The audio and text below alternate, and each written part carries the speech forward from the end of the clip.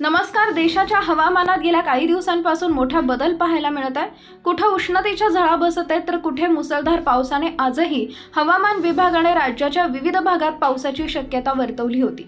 त्यानुसार अनेक जिल्ह्यांमध्ये पावसाने हजेरी लावली आहे। काही जिल्ह्यांमध्ये सोमवारी रात्रीपासूनच पावसाची रिमझिम सुरू आहे। भारतीय हवामान विभागाच्या अंदाजानुसार पुढील 48 तासात विविध भागात विजांच्या कडकडाटासह पावसाची शक्यता आहे। बुलढाणा जिल्ह्यात जोरदार पाऊस। हवामान विभागाने वर्तवलेल्या अंदाजानुसार बुलढाणा जिल्ह्यात पावसाची हजेरी पाहायला मिळत आहे।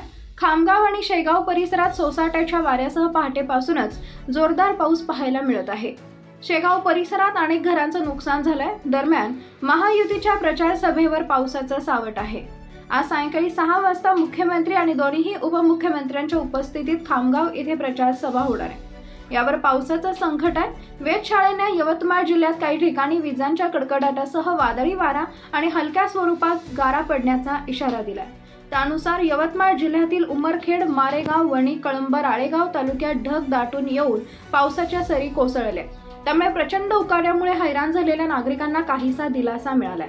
वणी तालुक्यातील आकाशपूर शेत शिवारात बैलाच्या अंगावर वीज पडल्याने बैल जागीच मृत्यू झाला।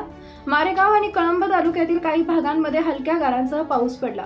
हवामान खात्याच्या अंदाजानुसार पुढील 2 ते 3 दिवसांकरता ढगाळ वातावरण असल्याची शक्यता वर्तवण्यात आली आहे। अकोला जिल्ह्यातील बाळापूर तालुक्यातल्या वाडेगाव आणि हिंगणा गावाला अवकाळी पावसानं चांगलंच झोडपलंय।